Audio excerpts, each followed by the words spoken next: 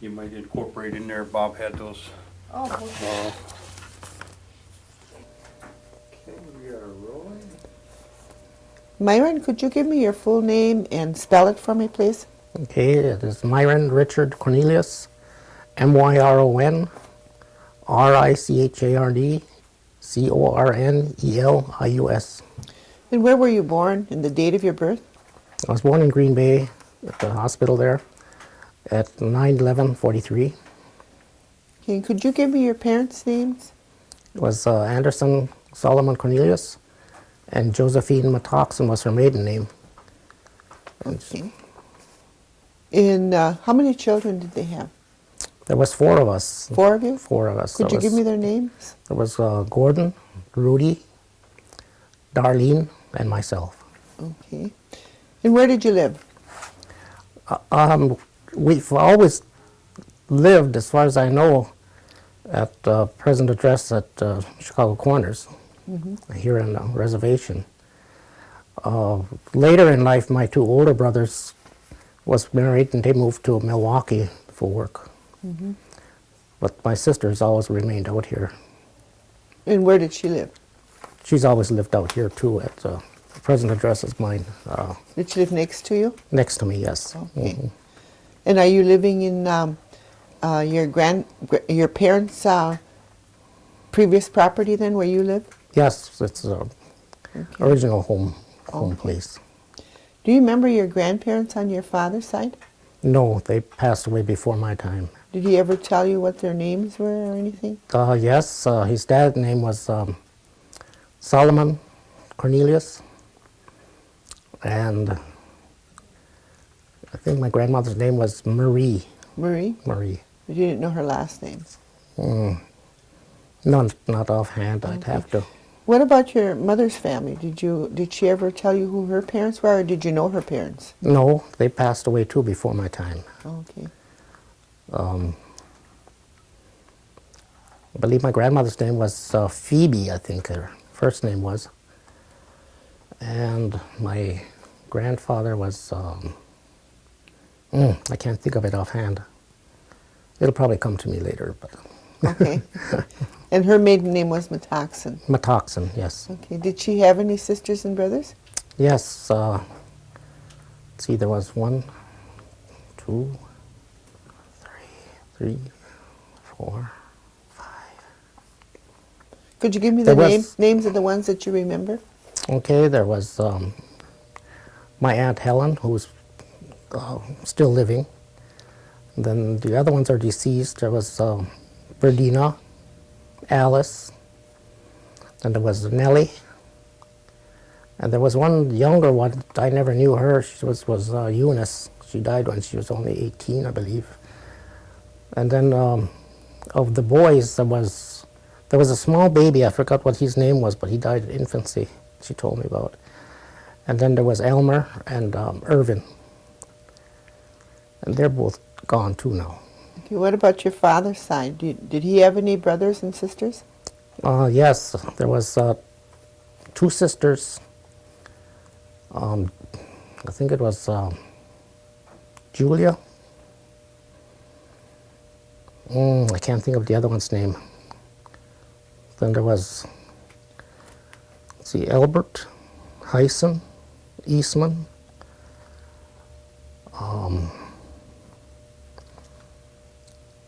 Then I believe there was 2 other ones, and I can't think of their names right now. But they're all deceased. He was the last one of all the brothers and sisters left. Okay. When you were growing up, Myron, do you remember any of the holidays that you celebrated with your parents? Yes, Easter, Christmas. In fact, those were the days we had to go to church. That was one of the things. We raised chickens. We always had our chicken dinner on a Sunday. Okay. And birthdays, things of that order, we always celebrated together. You always celebrated those together? Yes. Okay. And do you have special foods that your mother cooked for you? Yeah. We used to call it holana, that green corn squash corn when it's green, made that into a bread. That was always good. I liked that. And we had our corn soup and cornbread. And she made her homemade bread too. And she done a lot of canning, so there was a lot of that always served on the tables. It was a lot of things we raised ourselves. We didn't always go to the store for everything. Did your mother have any education? Yes, she finished grade school and high school in Menasha. That's where she went to school. She went to school in Menasha? Yes. For the high school as well as the grade school? Yes, as far as I... Well, she went to the mission here in her younger years.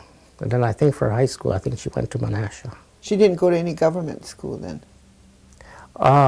Yeah, at some time in her life she was in a government school, but I don't know just where. Oh, okay. Because she told me a little bit about it, but she never really liked to talk about it. What about your father? Did he get educated, go off to school anywhere? Yes, he went to, in Oklahoma, to school out there. And that's where he got his education. There was quite a few Oneidas that went away that time.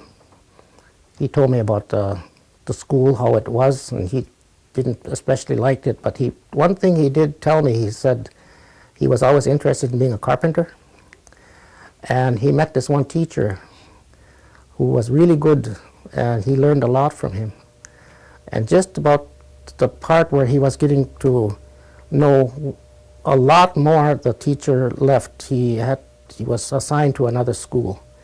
So from then on, he really didn't have any good teachers.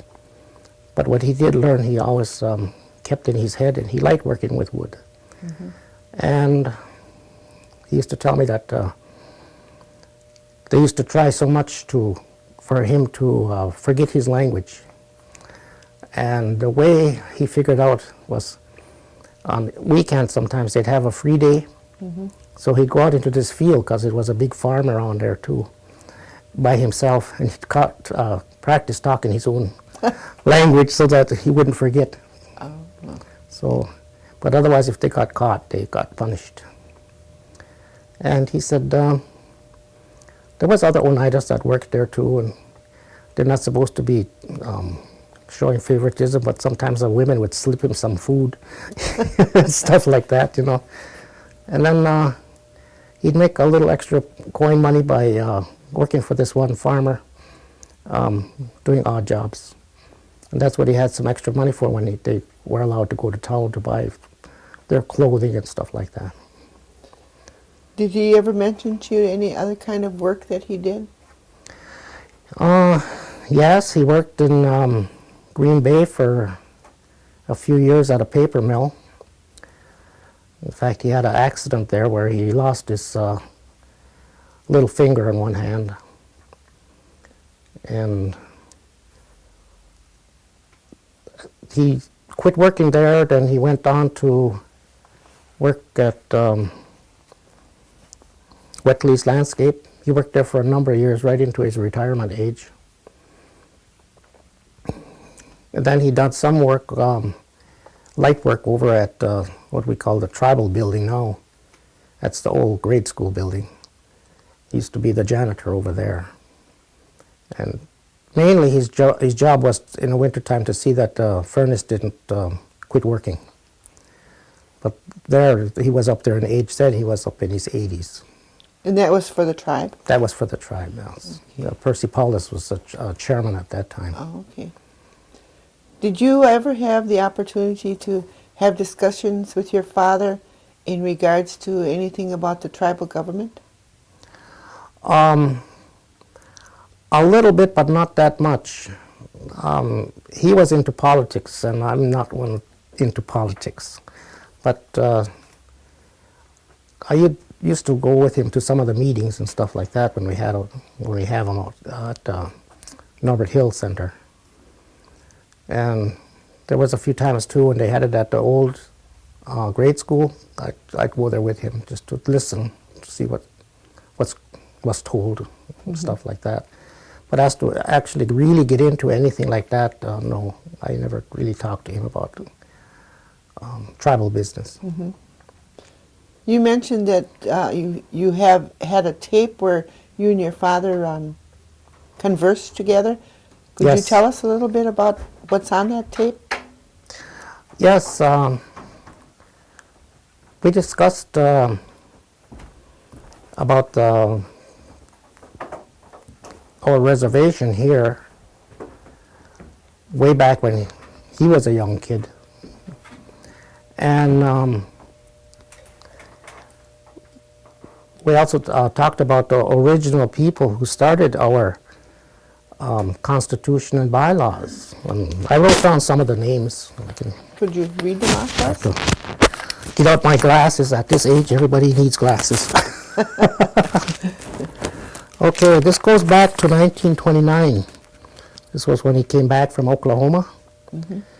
And he brought back some papers with him where the Indians out there were starting to organize into a government. And he talked with his brother out here when he got back, Myron Cornelius. And he read it over, and he said, that sounds like a good thing for us out here. He says that maybe we should try to organize ourselves, since we didn't have anything. And now these are all volunteer people that they talked to. I mean, there was no money available to pay them for anything. So him and his brother, they went and they talked to Morris Wheelock. And this was this new deal that they had talked about way in the past in our history. And these people were graduates of Carlisle. They asked him if he'd be the chairman, and he said he would. Then they went to Andrew Beechtree and showed him the papers, and he liked it. Well, he volunteered to be the vice chairman. And for the treasurer, they talked about Harrison Smith, because he was also a graduate. And after reading over everything, he agreed too. Well, then my father said that, well, they wanted to know who they would be a good secretary. Well, one of the men spoke up and says, well, let's go talk to Lydia Powell. She's good. She's educated and smart. And she's from Hampton. She finished Hampton. She agreed. And then they talked with Edison Skenador, Jesse Skenador, and Jesse Cornelius, excuse me, and Andrew Cornelius. Well, they had their quorum then of people to fill these positions, and they agreed that they'd have to work together. And well, they were all in there for the benefit of the people at that time. And my dad knew this Mr. Farber. He was an Indian from out in Oklahoma, but he worked with the agency. And my dad told me that he helped our people 100%, or this group that was trying to organize us. So they finally got their Constitution written up in bylaws, and from what my father told me, that they had sent it out once and it wasn't worded strong enough. It was sent back. They had to write it more stronger to giving the people more power to govern themselves, not the board. And so they redone it, and they made it stronger where the people have more of the power to pass anything that the board decided they wanted to do. So after the second or third time that this was done, then the Secretary of Interior, I think he approved it. So that's how that Constitution and bylaws came to be. That is the original people that started this for our people here. But all of the power that at that time was always put down so that the people themselves had the power to approve or disapprove anything that the board would do. So the board has couldn't be in total control. What year was that? Oh, let me see. That would be way before my time. I think he mentioned in about 1934 in there, some years in there. But he had said too that some of these people were saying who was the first chairman and first this and first that. And there was two ladies that came to the house and they interviewed my dad on that.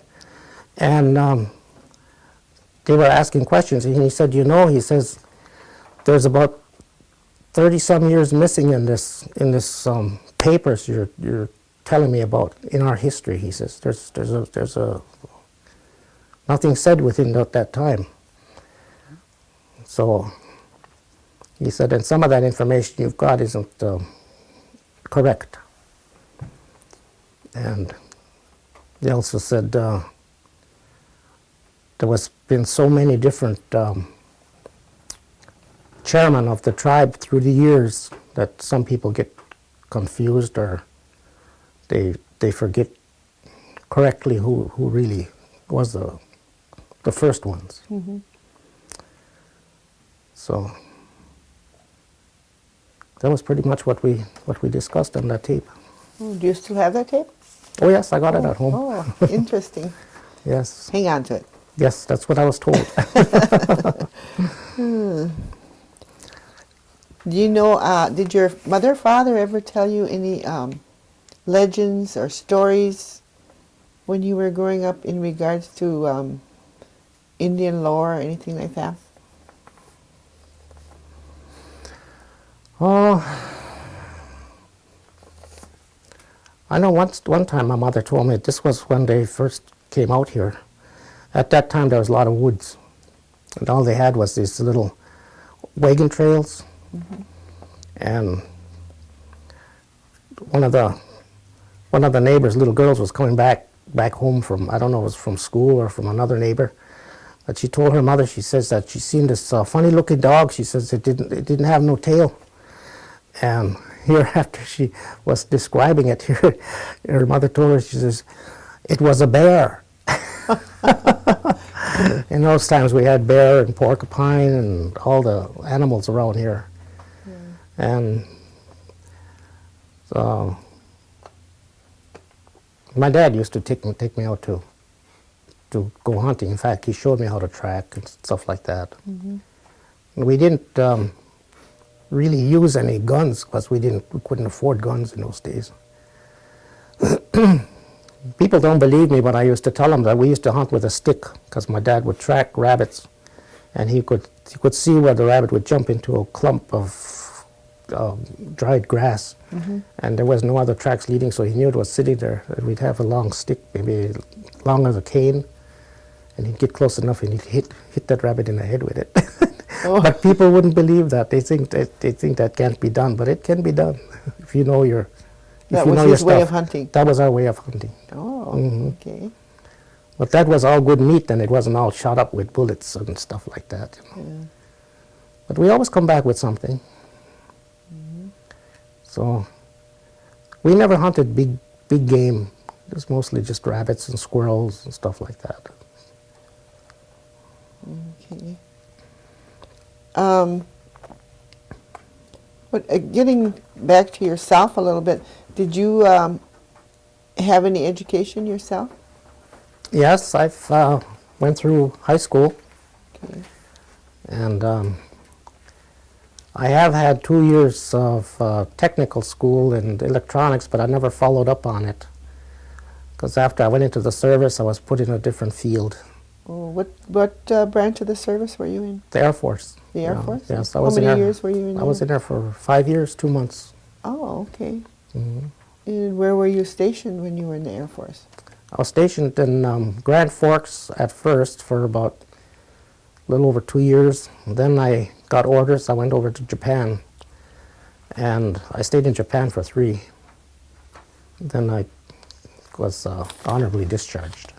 Was there any war going on at this time when you were in The the Vietnam service? War was on. The Vietnam War? Yeah. Mhm. Okay. But you didn't go to Vietnam? No, they didn't send me there. Oh, okay. It was, I lucked out, I guess. What were you classified as when you were in the service? My rank? Yes, Well, I was a sergeant. you were a sergeant. Mhm. Oh. E4. Yeah. And then you were discharged as a sergeant? then? Yes. Mhm. Honorably discharged? Honorably, yes. Oh, okay. And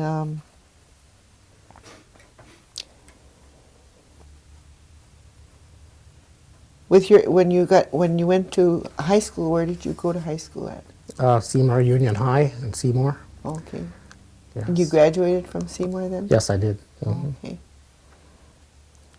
Did you were you active in any sports or anything while you were in high school? I was in track. I had I started out to do the 100-yard dash. Then they tried me with broad jump. The coach liked me on that. The first thing he started volunteering me into it. Other parts, I was on the 100-yard dash, the 220, the 880 relay, broad jump. But after a while, you know, you get it. They put you in all of these events in the same meet. It gets to be a bit much. I mean, you get tired out. You know, you can't perform as good as you if you would have stayed in maybe one or two events. But I think the best I did was come in second place Oh, on that was good. on some of them. Mhm. Yeah. What would you say being an elder means to you?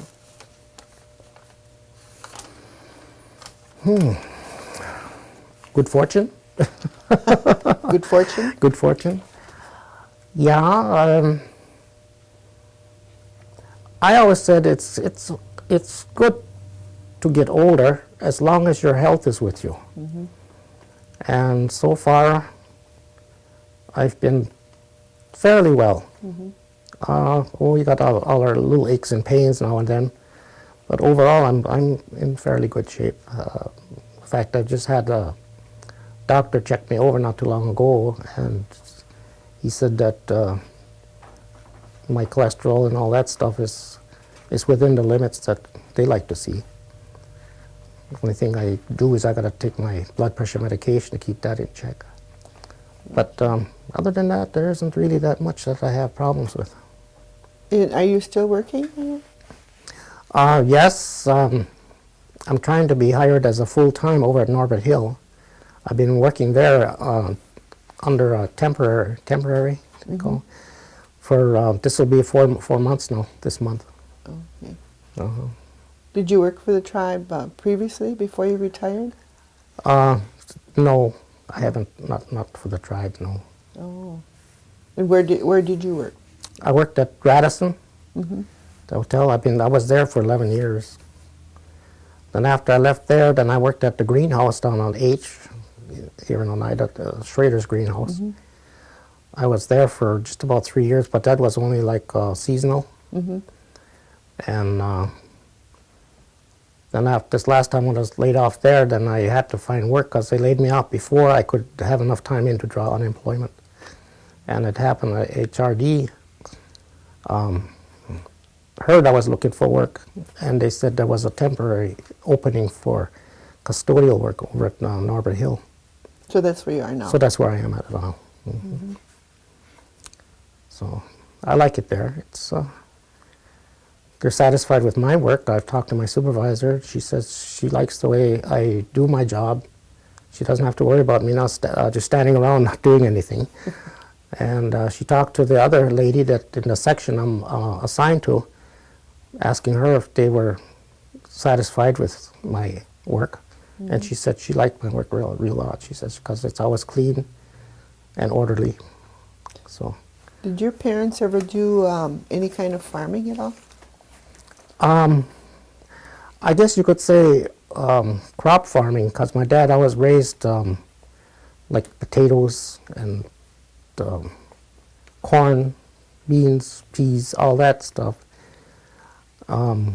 Cucumbers and beans we picked we had for Seymour Canning Factory. And the cucumbers we raised ourselves, but we also sold it to this man in Oneida here. He used to buy up the cucumbers. Rob Elmer?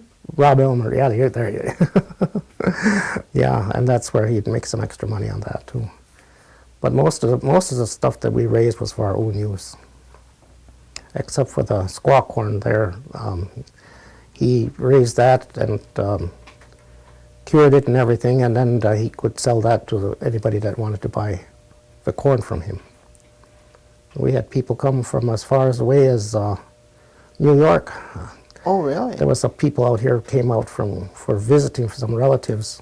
And they heard he was selling corn, so they had to buy some of that. And I think there was some party from Canada. The Oneidas that live in Canada came out here, and they took some back with him too. So he's had people from quite far away. Yeah, I'll say. His corn must have been well known. Yes, they liked it, because he always just gave the best kernels out. Yeah. And the ends, he always calls them the stubble, the real small kernels. He never sold that. That was thrown away. And it was no good for planting, because you'd never get a good crop off of that part of the corn. He always kept the biggest and best kernels for planting. Oh, okay. Did you ever raise any animals at all? Just chickens. Just chickens? Yeah, I tried with rabbits. Got too many of me. Couldn't afford to feed them in the winter. So I had to butcher them off, and I sold them to the neighbors around me. Just to get rid of them. Otherwise, either that or have them starve over the winter, because rabbit food is expensive. So I quit that. Where did your parents do most of their shopping? De Pere. Well, way back used to be always De Pere, but then you'd go to Green Bay. Seymour for groceries, but the biggest majority for clothes and stuff like that was in Green Bay. Green Bay? Yeah, that's pretty much what we always went there for, like the major things. Appliances and stuff like that too. We've bought out from Green Bay there, Montgomery Wards and bigger stores like that. Was there a country store near where you lived? Yes, Moss's. Also has Moss's store. You mentioned that you lived at Chicago Corners. Do you know how that name came about? There was an old man. My dad told me. There was an old man that lived right on somewhere around the store there, and they always called him Chicago. So somebody says, well, because he's right there in the corners, I'll call it Chicago Corners. And as far as I know, that's how it got to be named that, Chicago Corners. Oh, okay. I've been wondering that myself. Yeah. Yeah, this Mary Moss was the one that ran the store. Her husband Raymond, he was a farmer. He always was busy on his farm. So they were there a good many years. Ever since I was small, I can remember that store there. Was there any other business located near you? Just tavern, just a tavern. Philip Summers ran a tavern at that time. It's just a small place.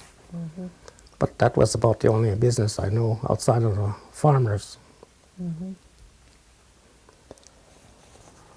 If you were to tell children, or did we say that already, what they should do, what would be good for them in the future? Get your education. The way everything is so technical nowadays, the more education you get, the better for you. If you have a chance to go on to school, even beyond college, do it. Because even college nowadays is almost not enough. You have to have a real good education in order to specialize in all this technical jobs that they have nowadays. And it's not getting any easier either. It's getting more competitive. So education is your key. How do you feel about the language, the tribal language? Excuse me. It's good to know, but because there's so few left that know how to speak it, if we are teaching those young ones, but when they get home, a lot of times the parents don't know how to speak Oneida. So even though the little ones are learning something, that's as far as it goes until they get back to school. Unless they have grandmothers or grandfathers left. There they can talk it with them. Excuse me, gotta get a drink of water. Go ahead. But the Oneida language is very hard.